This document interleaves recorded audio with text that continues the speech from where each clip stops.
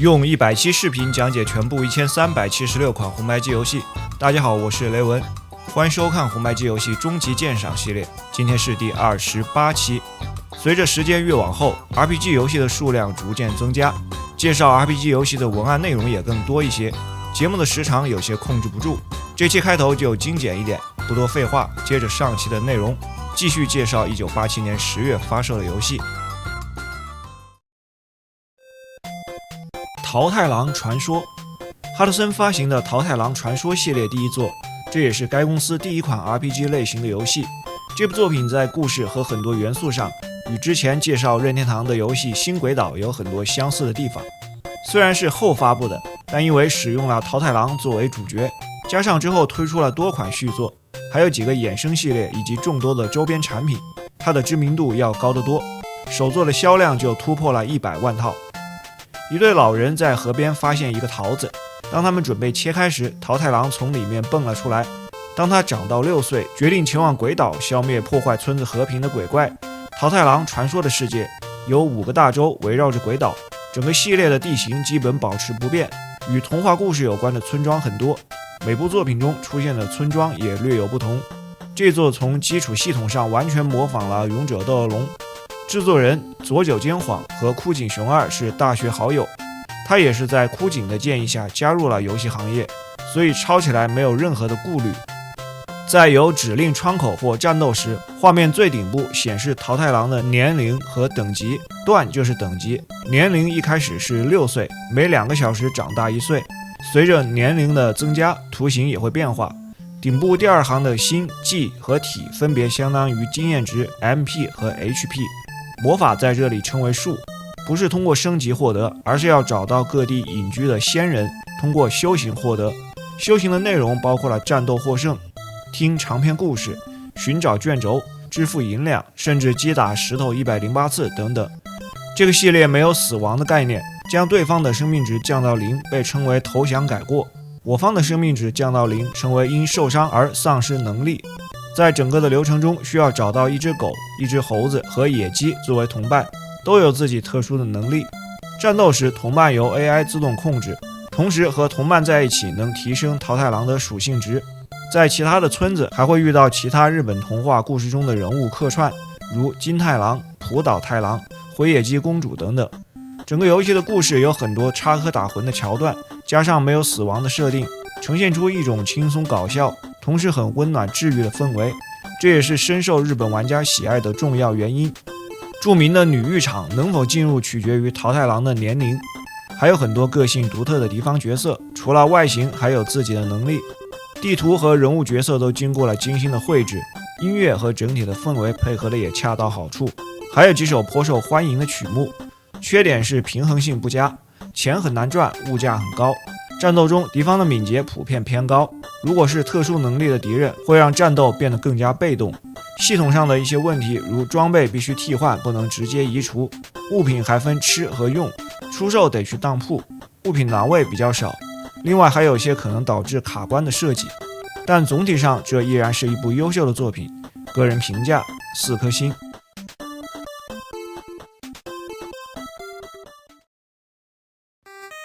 观星人，由 Hotbit 发行的一款 RPG 作品，之前介绍过这家公司的钓鱼游戏黑巴斯。这座是基于1984年电脑端的一款游戏超能城市，也有把它定义为续作。背景设定是一个赛博朋克风格的未来世界，超级计算机 Crew 3统治着地球，并给人类洗脑，让他们走向灭绝。唯一能抵抗超级计算机的是那些具有超感官感知的人，计算机派出了一队赏金猎人来消灭他们。游戏中的4个主角都是超能力者，他们必须前往方舟城，并最终前往外太空击败超级计算机。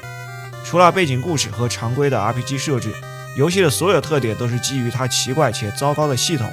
所以特点既是问题。一开始主角被扔在一片空旷的田野，移动极其缓慢，走2步就进入战斗。主角人物的右下方有个数字表示血量，但是只显示10位以上的数字，比如果你看到的是5，那就是50多点血，如果是0，那就是1到9点血之间。战斗的指令，第一个 ESP 是超能力，可以理解为魔法，从一开始敌人就强得可怕。主角承受不了几下伤害，而且普通攻击难以对敌人造成伤害。ESP 是游戏里最主要的攻击方式，但遗憾的是，一开始你没有任何 ESP 技能，要在逐渐升级后获得。而且战斗唯一的逃跑方法也是一个以后才能学到的 ESP 技能，所以就有很大的概率在第一场战斗中死掉，然后重来。初始的小镇就在附近的一个隐藏位置，没有提示，贴图也和周围的一模一样。如果错过，游戏不但不会有任何进展，还只会在战斗中死掉，因为这个村子是唯一可以恢复生命的地方。即使有足够好的运气，当你成功度过初期，艰难地走到第二个镇子的时候，从镇子里出来又会回到游戏最开始的地方。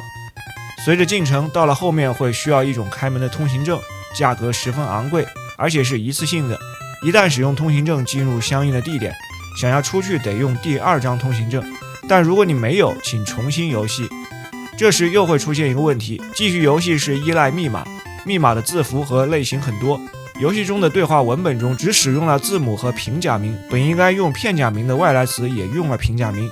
但只有密码使用了片假名和特殊符号，有些字体很难通过外观来区分，可能花上10几分钟，终于输入了正确的密码，重新进入游戏，你又会发现身上的钱少了很多，根本买不起通行证。这类系统问题还有很多，篇幅原因就不一一列举。游戏流程要先在不同的位置找到其他3个超能力同伴，然后准备前往太空，这时会莫名其妙地出现海豚上来对话，3个不同的选项导向不同的结局。结局里实际上超级计算机并不存在，人类正在被一群有智慧的海豚洗脑。最后的对话根据玩家的选择，海豚决定是要消灭人类或者与人类成为朋友。这款作品充满了话题和争议，科幻的故事比游戏本身受欢迎得多，它的口碑类似之前介绍过的北野武的挑战状，但我觉得作为一款 RPG 游戏，如此的平衡性已经接近无法正常游玩的程度。个人评价1星半，这半颗星给游戏的音乐也是本作唯一的亮点。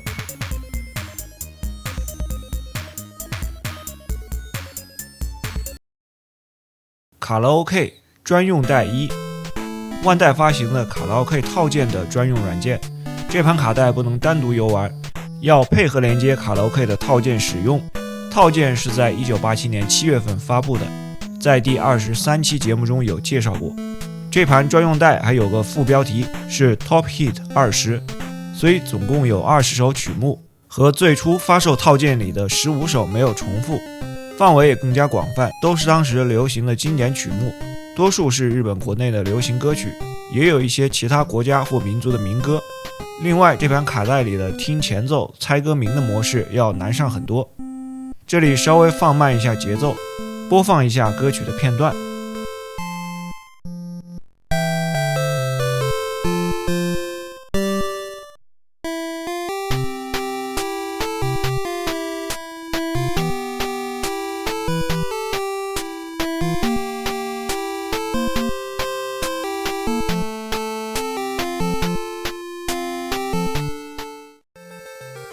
鸵鸟骑士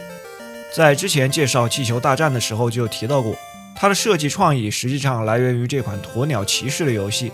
最早是威廉姆斯电子1982年开发的街机游戏，街机版因其早期经典的双人玩法而广受欢迎。在后来的移植作品当中，雅达利首先拿到了授权，1983年移植到雅达利主机上，同年雅达利与任天堂达成协议，准备在即将发行的红白机上登陆这部作品。当时还在 HAL 工作室工作的岩田聪与任天堂接洽，商讨红白机的游戏开发，于是任天堂将鸵鸟骑士的移植任务分配给了 HAL 工作室，岩田聪担任程序员，他用了2个月的时间完成了移植工作。不过这时任天堂和雅达利的交易没有谈成，游戏的移植版也因此搁置，所以岩田聪和任天堂才基于此又重新做了一款气球大战的游戏。直到1987年 HAL 工作室获得了授权，将移植版在日本发布，次年又发行了美版。从画面就能看出，在玩法上和气球大战非常相似，但显得更加原始。玩家控制着一名骑着飞行鸵鸟的黄色骑士，与敌方骑着秃鹰的骑士对抗，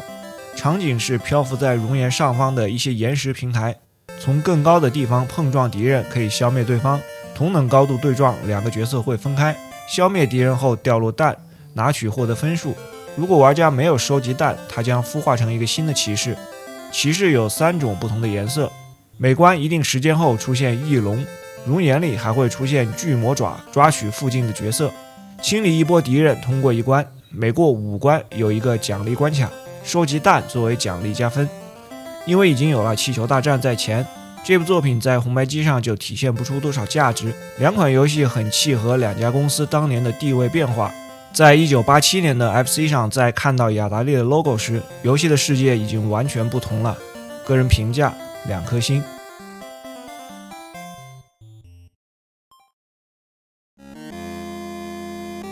罗曼西亚，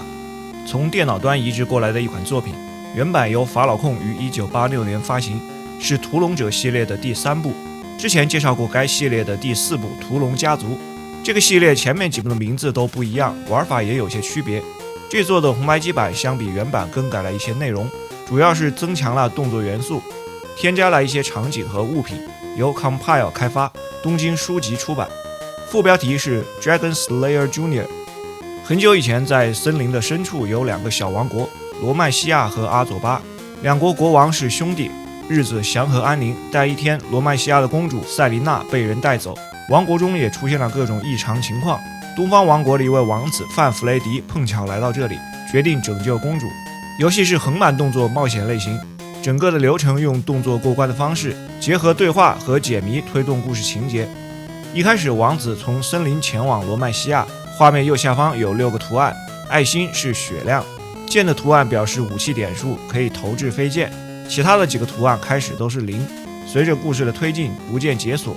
第3个 G 就是金钱，但在这个游戏里并不容易获得，它的作用是恢复其他各项参数。第2行的第1个法杖表示魔法点数，盾牌图案是防御点，有点数的时候可以优先吸收伤害。最后一个奶嘴图案是叶，也就是善良的点数，涉及到解谜，根据需要升高或降低。底部的道具栏位一开始是空的，剧情发展也会得到各种特殊道具。经过森林的旅途，来到罗曼西亚见到国王，然后在这里和人物对话，并完成一系列的解谜，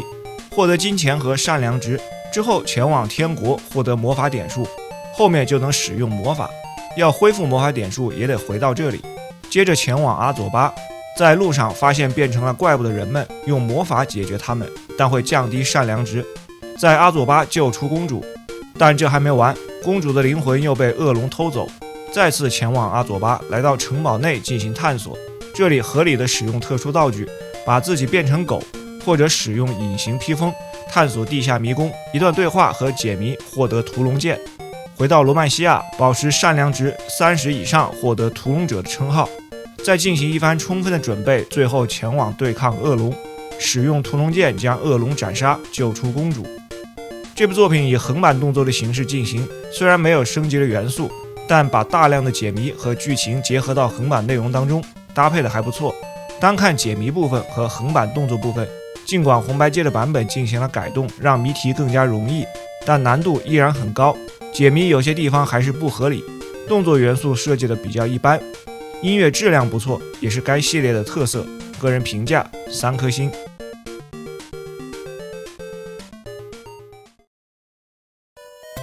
花式台球，也翻译为花式撞球，英文名 Side Pocket，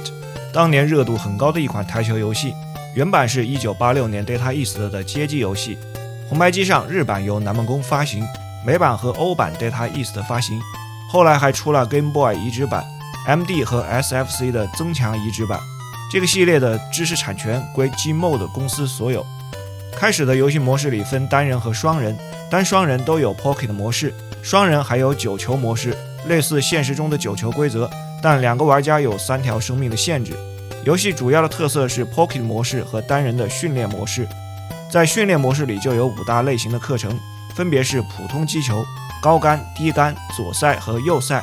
每个类型里又分成3个课程，从易到难，每个课程都设置好固定的击球位置，得一杆打进，可以先练习再挑战，跟着一步步来，技术就会提升。来到 Pocket 模式是一个挑战通关的类型，每版里从城市到州，再到国家，最后是世界级。仅仅完成1局球是不够的，每关要达成要求的分数才能晋级。操作上，方向键控制方位，按 B 键显示号码， B 结合方向键调整击球的部位和加赛，按 A 键准备击球，画面顶部滚动力量大小，合适的位置再次按 A 键出杆。左上方的圆球是剩余的击球次数，没有球入袋或母球入袋会扣除。消耗完游戏结束。最有特色的是在游戏进行到一半时，球袋里会出现一个五角星的标记，如果你把目标球打进去，将显示字母 B、trick 或者1，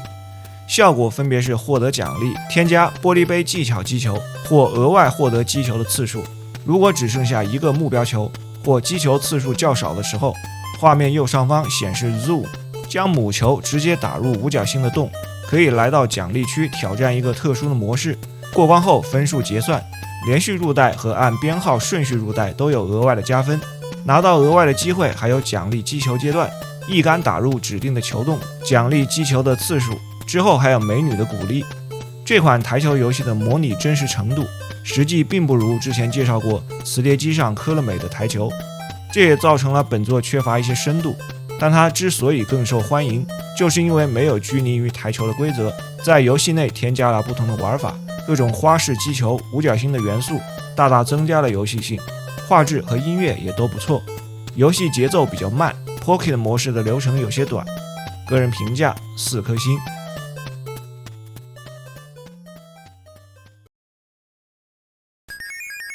泡泡龙最早是泰东1986年的一款街机游戏，街机版的开发方是 Romstar， 是一家美国公司，起初属于 SNK 在北美的一个下属企业，主要从事街机游戏的开发。本作注重双人游玩的乐趣，同时可爱的形象设计更吸引女性玩家。街机版一推出就广受好评，并在各大平台进行移植，后来陆续推出了各种续作和衍生品。泡泡龙也成为最被大众熟悉的游戏角色之一。红白机版由泰东开发和发行。泡泡龙两兄弟 Bob 和 Bob 实际上是被诅咒的人类男孩，他们徘徊在可怕的巫师森林中，营救被绑架的恋人。总共100个关卡，最后一关是一场 BOSS 战，每关都是一个固定版面的平台场景。泡泡龙可以在上面跳跃，跳入画面底部的间隙可以回到屏幕顶端，口吐泡泡来困住敌人，然后通过与敌人碰撞将泡泡戳破。每个被击败的敌人都会变成一种食物，捡起来获得分数，一次击败多个敌人会获得更高的分数，还会出现更有价值的食物。消灭屏幕内全部敌人进入下一关。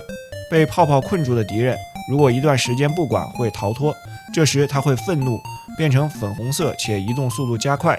或者在关卡里耗时过长，敌人也有可能愤怒，同时还会出现无法消灭的鬼魂。除了常规的跳跃，可以通过踩到泡泡上面到达更高的地方，不过需要一些技巧。场景里有时会出现带有字母的泡泡，将6个不同字母集齐，组成单词 extend， 奖励额外的生命，并且直接进入下一关。另外还有其他很多种道具，最常出现的是几种特殊泡泡，包括水泡、闪电泡泡和火泡泡，还有强化泡泡攻击的糖果、增加移动速度的鞋子等等多种类型。如果是单人游戏，通过100关是看不到真正结局的，只有双人通关才能看到幸福的结局。游戏简洁的玩法、可爱的图形配上音乐效果，营造出一种轻松的游戏氛围，非常适合双人休闲游玩，更偏向女性群体，也扩大了受众。多年来，这个游戏系列里没有什么厚重的故事和复杂的内容，只需要享受简单的快乐。个人评价3星半。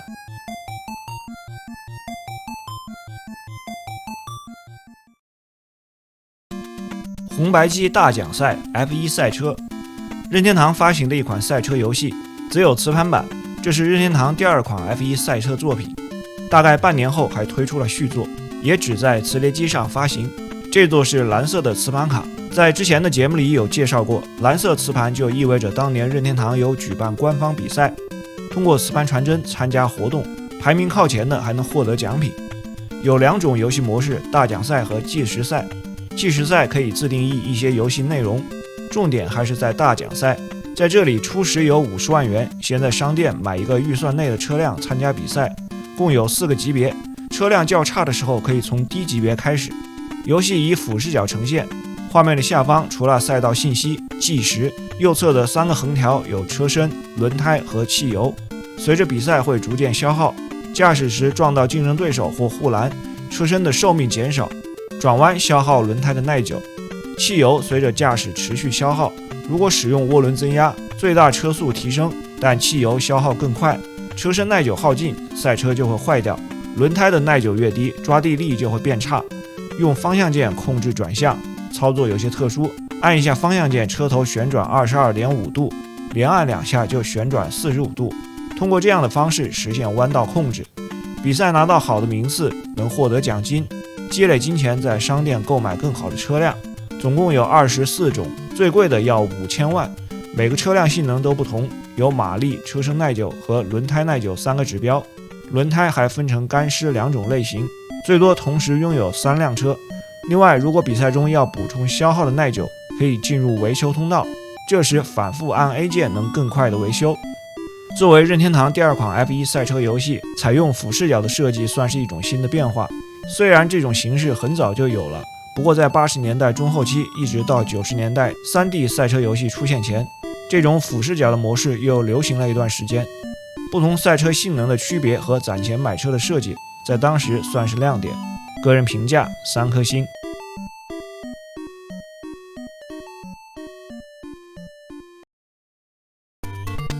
家庭作曲家，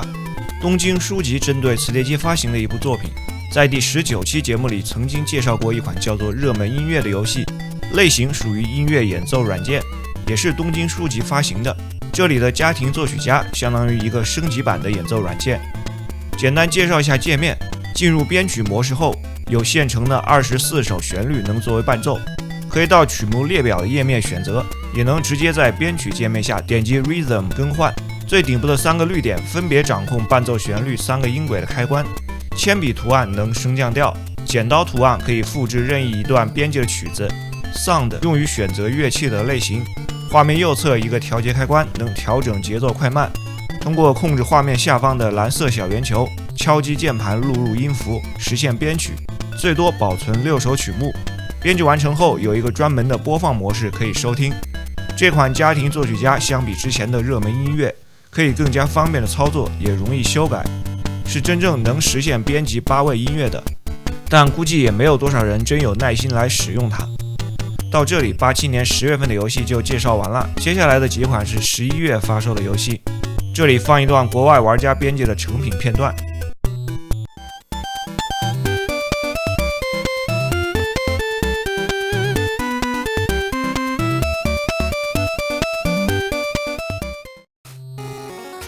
强行突破，也有翻译为越野赛车，不过这游戏和赛车没什么关系，是一款移植作品。最初是1986年发行的街机版，移植后红白机上只发行了 NES 的美版。一架秘密的战斗机被盗了，玩家驾驶着一辆装甲车，必须要将飞机夺回来。这是一款车辆战斗游戏，以横版斜向下的视角呈现。驾驶的装甲车上配有机关枪，一边开车一边发射子弹消灭敌人。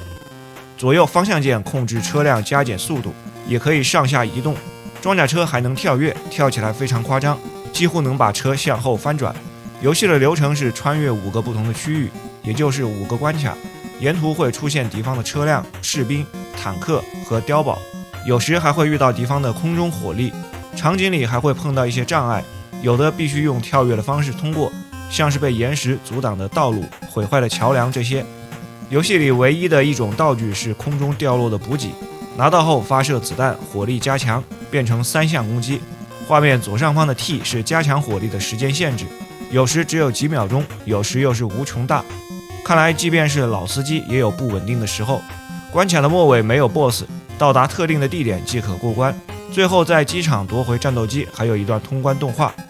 这款游戏初上手玩感觉还行，音乐和音效比较有战斗的动感，但多玩一会儿就感觉很单调。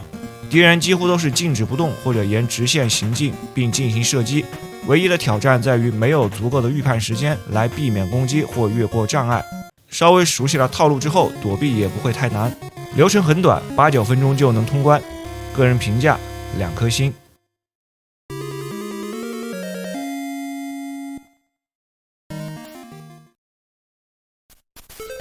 陆战运动，接下来要介绍3款游戏，也都是美版独占。这3款都是阿特拉斯开发，LJN 发行。LJN 是一家美国的玩具公司，在80年代中期，该公司被 MCA 电子收购。MCA 电子又是雅达利的合资企业。之后 LJN 开始进军游戏业，后来公司因玩具业务不理想，又被转手给了 Acclaim 成为其子公司。这部作品是一款光枪射击游戏，要外接光线枪游玩。这是一场夺旗式颜料球射击比赛，目标是前往敌方团队的基地夺取旗帜，然后带着旗帜返回本方基地。操作方式还得配合使用手柄的左右方向键，控制屏幕左右移动。敌人出现时，在对方开枪前用光枪击中对手。弹药有数量的限制，不过实际用起来很充裕。场景里有时出现弹药箱，可以补充弹药。另外还有时间的限制，屏幕上方有一个雷达显示我方和对方旗帜的位置，看到旗帜后开枪击中它就算夺取，然后带着返回。如果在途中看到敌方拿着我方旗帜，也可以射击它，将旗帜夺回。游戏只有3个场景：森林、仓库街道和雪地。通过后关卡无限循环，敌人瞄准和射击的反应时间都会减少。LJN 下属的一个部门生产和销售彩弹枪和相关的套装装备，名称和标志与游戏封面相同，也就是说他们通过游戏宣传自己的玩具。但由于这个玩具枪有可能对眼睛造成伤害，而受到消费者保护组织的批评。另外外形做的也很逼真，当时在美国有3名未成年人因为拿着这个玩具枪，警察以为他们拥有的是真枪，而将他们射杀。后来美国的多个城市和州也禁止销售逼真的玩具枪。LJN 后来也改变了玩具的设计，公司因此财务状况恶化而被转手给了 Acclaim。 说回到游戏，作为光枪类的游戏，画面做得不错，玩法也比较新鲜，不过内容太少，适合短时间轻度娱乐。个人评价2星半。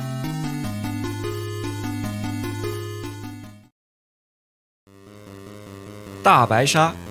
根据经典的同名恐怖电影改编的游戏，开发方除了阿特拉斯，还有一家 Weston Beat 韦斯顿比特，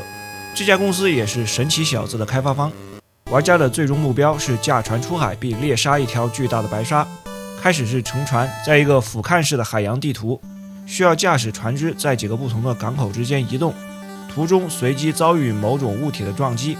然后切换到横版的潜水模式。在这个模式下，使用鱼叉击毁水母、海鳐和小型鲨鱼，实际上是一个横版射击的形式。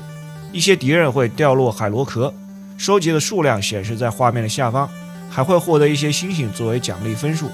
螃蟹能增加潜水员的移动速度，然后可以在港口兑换这些贝壳来增强鱼叉的威力 ，power 的数值上升。第一次到港口的时候，获得一个鲨鱼追踪器，中间有奖励关。驾驶飞机投掷炮弹击毁水母能获得额外的贝壳。地图上还会随机出现一艘迷你潜艇，收集它就能提升在潜水模式下的能力。通过追踪器定位大白鲨，在俯视角场景里可以看到它游动。如果觉得不够强，可以先避开，实力强大后与大白鲨接触，先用迷你潜水艇射击，消耗它的血量。潜艇拥有2种武器，鱼雷和深水炸弹，而且惯性比潜水员要小得多。但如果与敌人碰撞，就会消失，变回潜水员。消耗完大白鲨的血量，最后会切换到在船上的第一人称视角，有3次机会使用船头撞击大白鲨，将其杀死。这部作品整体制作还是比较精致的，游戏的结构也很不错，但流程太短了，不到10分钟就通关一轮，也没有太多反复游玩的价值。当年美版的卡带价格要40多美元，感觉不太值。个人评价2星半。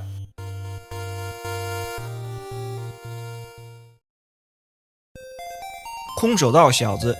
也有翻译叫小子难缠，游戏根据同名电影改编，电影的中文名字翻译也叫龙威小子或者功夫小子。游戏的内容参照了电影第1部和第2部的故事情节，丹尼在冲绳与对手展开激战，目标要救出刘美子。总共只有4个关卡，第一关是一场4轮1v1的比赛，只需要不停地踢腿就能击败所有的对手。从第2关开始变成横版动作类，操作方式 A、B 2个按键分别是踢腿和出拳，按上跳跃，和成龙踢馆有些类似，但操作手感上要相差很多。跳跃很迟缓，而且跳不高，只能用来拿取物品。每消灭几个敌人就会出现大写字母的 C 和 D， 这2个符号表示主角可以使用的2个独特招式，使用的次数显示在右上方。，C 是跳跃飞踢，D 是大力冲拳。步组和方向键直接按 A 或 B 就能用出来。2个字母还能补充少量的生命值。从第2关开始，有些地方的门可以进入，在这里有3种不同的小游戏，分别是打破冰块、用筷子捉苍蝇，或者躲避摆动的锤子，都是和电影情节相关的内容。第3关的形式和第2关差不多，但多了强风的阻碍，还有棍棒和鸟在空中飞来飞去。关卡末尾有一个 BOSS， 还有个需要营救的女孩。最后一关主角换了一套新衣服，敌人更强，需要2次打击才能被击倒。还有一些拿着长矛的敌人，得多次打击。面对最终 BOSS 的时候，还需要和躺在地上的刘美子保持接触，如果一段时间不管它，就会从平台上滑下去淹死。消灭 BOSS 游戏通关，是否救下刘美子结局画面有些区别。这是一款素质比较差的横版过关作品，操作和攻击都很别扭，动作僵硬，跳跃有明显的延迟，而且跳不高。游戏的关卡和小游戏内容都是结合电影的情节，如果不是因为喜欢电影来玩这部作品，实在找不出什么游玩的价值。个人评价1星半。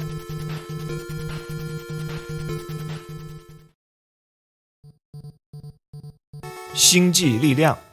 其实这款游戏在第5期节目里已经介绍过，当时介绍的是哈德森发行的日版。这里一定有朋友感到奇怪，为什么这个版本又要单独介绍一遍？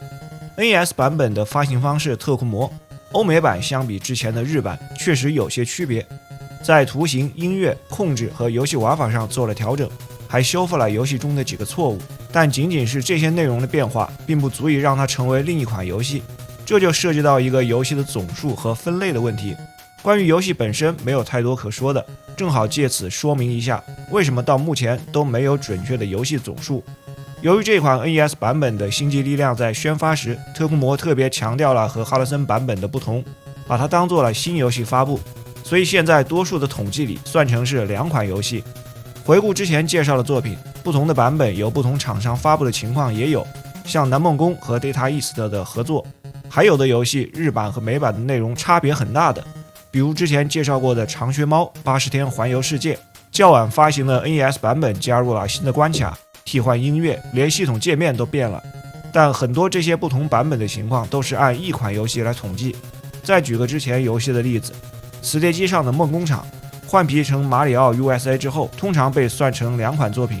之前其他游戏不同版本的换皮情况也有，像龙珠神龙之谜、鬼太郎妖怪大魔镜，不但换了皮，还换了 BGM， 但也只算一款游戏。说了这些，想表达的就是在统计游戏的总数上，其实并没有一个所谓的标准，因此也就没有所谓的官方总数。虽然我在介绍时用了1376这个数字，但也不是标准的。最后讲完，有可能比这个数字多，也有可能少。